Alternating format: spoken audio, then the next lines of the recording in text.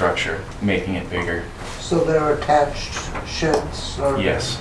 No, There was one, to the there was one one building, garage, yeah. another garage was built against it, sheds were built off of it, so it's all one building, but it was made over time. And it's, You're talking about the building he works out of? yes. Is a accumulation of 3 or 4 buildings? Yes. Or additions Yes, put that have together? been Additions put up over the over years. time. Yeah, Which is much larger than what you're using. yeah, which is Yeah. larger than us, yeah. But he does have a separate workshop he's working out of. It's not just like a tool shed. Which is these sheds and garages Yes. both together? Yeah. Okay.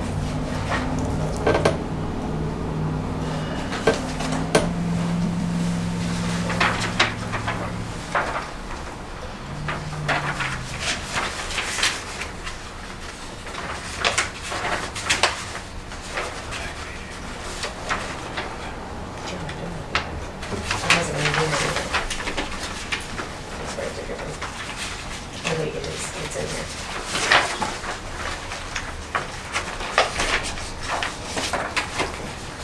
Very similar buildings. Yeah, very similar.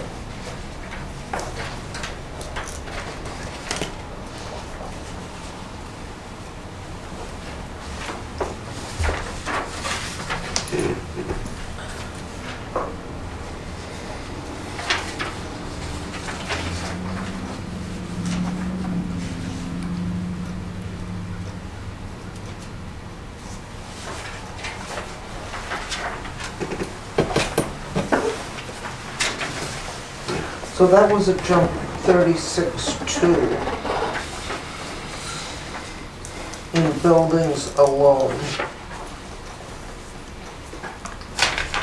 From the 16-17 tax year to the 17-18.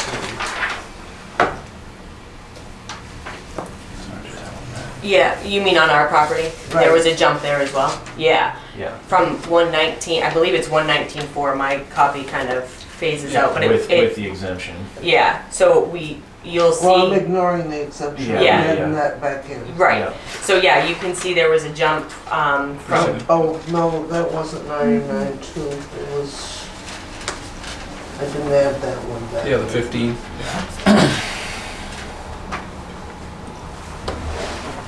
So it was the,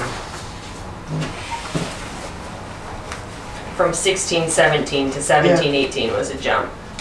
so it was 99.2 for the house, the buildings, Yeah, so that's, that jump.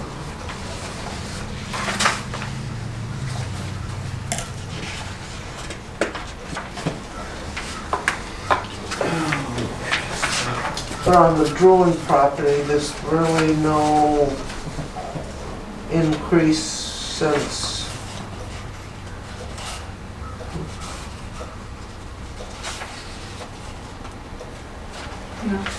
since 06, 07, which would probably be that boom you were talking about.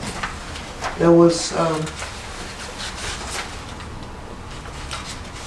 what, $600 jump in 2014, and then we go way back. And in that time period, he was adding on a lot of the sheds and stuff.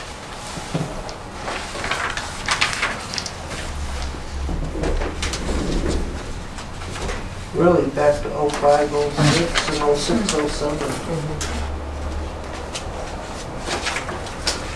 This is a tough one.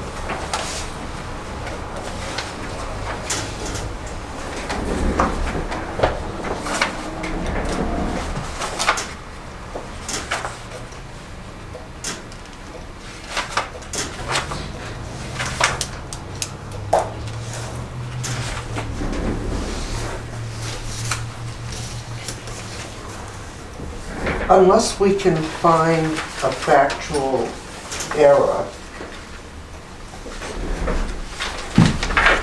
there's really nothing that, under the statute, I think that we can do about it.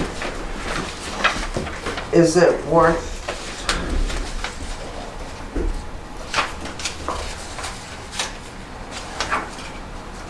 I think we'd qualify under the discrimination piece. We feel kind of like we've been a little bit targeted.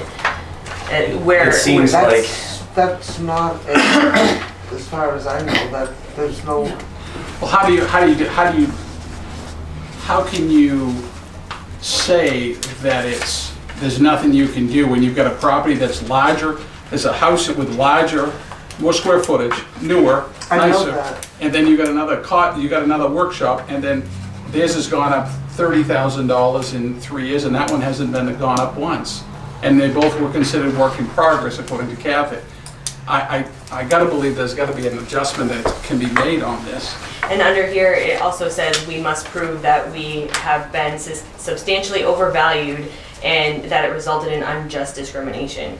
And that's really what we have been, because we haven't, Ed's somehow getting a different treatment than we are. And we can't tell, and we don't know why we're continuing to go up, but we don't have any evidence as to why we've gone up. I don't have any evidence to this, but it seems to me like in 2013, when I asked for the reduction in my valuation, she came out, she decided after the fact that she would bring it back up because maybe she felt slighted or something by me asking and thinking the valuation was high.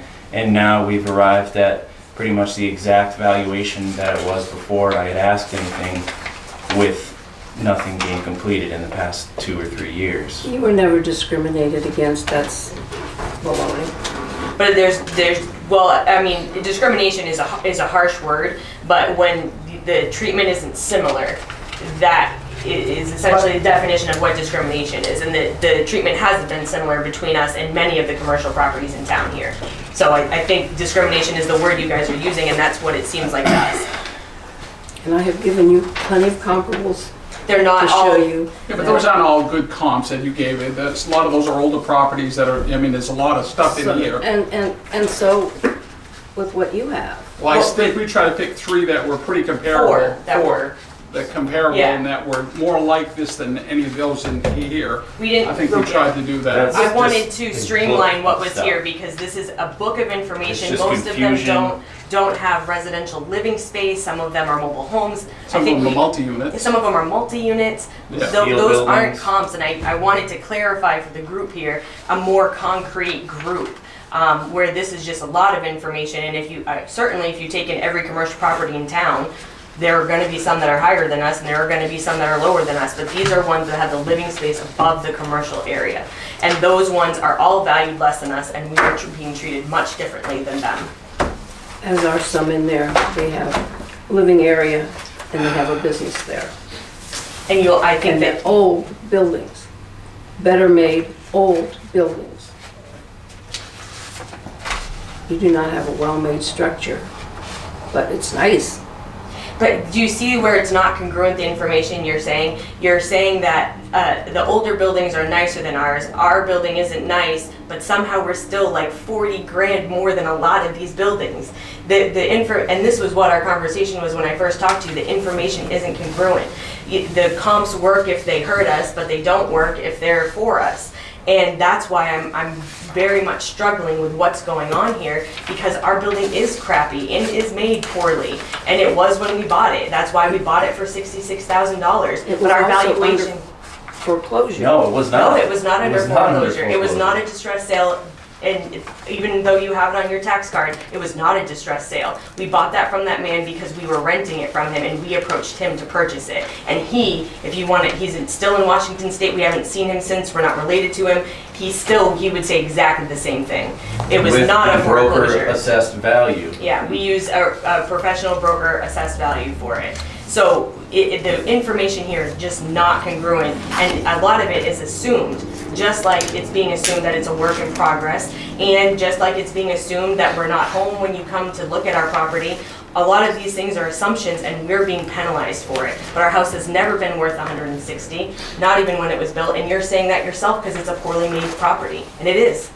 It is, but it's still a good sized property. No. It has a nice workshop. It's not, but that's not matching up with it's The not value. matching up. It It's doesn't not match matching up. up with anyone else's valuations, with anyone else's newer shops. You're not matching it up. What is that? This is from an attorney in Massachusetts and New Hampshire and New York. And it says District Court, Penny Mae Loan Services LLC plaintiff versus Ellen H. Wilson and Randolph J. Wilson defendants. Clerk's certificate of foreclosure, title to real estate is involved. This was dated October 25th, 2010. That was before, we bought it in 2012. So if they were being foreclosed on, they You were unaware of addressed that. they addressed that issue Yeah. before we You know what that was actually? We didn't move in there before.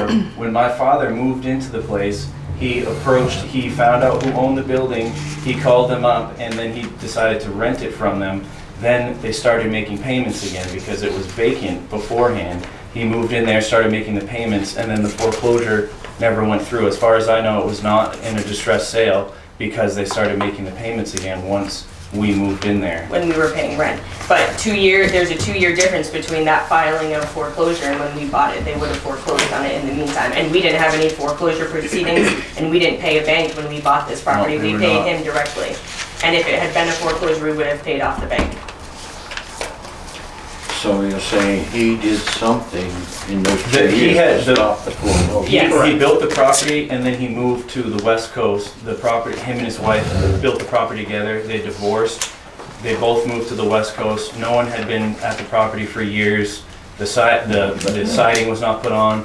My father drove. That's okay, I'm just Okay. wondering. Yeah, the answer is yes. He had done something to get out of whatever foreclosure he was in. But when we purchased it, he was comfortable with the price that we brought to him. It was not a distressed situation. He just wanted out because he lived on the West Coast. We didn't have to deal with a bank. We weren't in a foreclosure. It was very straightforward. He had For just sale by moved on. owner. Yeah.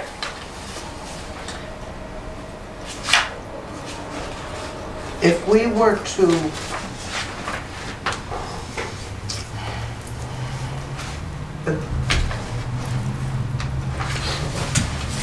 postpone a decision, Kathy, would you be willing to go out and do another complete walkthrough of the? Of course. I would love someone else to be there though. I feel at this point, based on multiple conversations I've personally had with Kathy and trying to correct this prior to coming here, that there needs to be a number of people involved in the full assessment of our property, more than just Kathy. Even if it's supervision or just making sure the right notes are being taken or whatever it is at this point, and even in the conversation where she offered it initially, I don't trust and I'm not comfortable with just Kathy being in charge of handling it going forward. Now, you've brought Dawn here as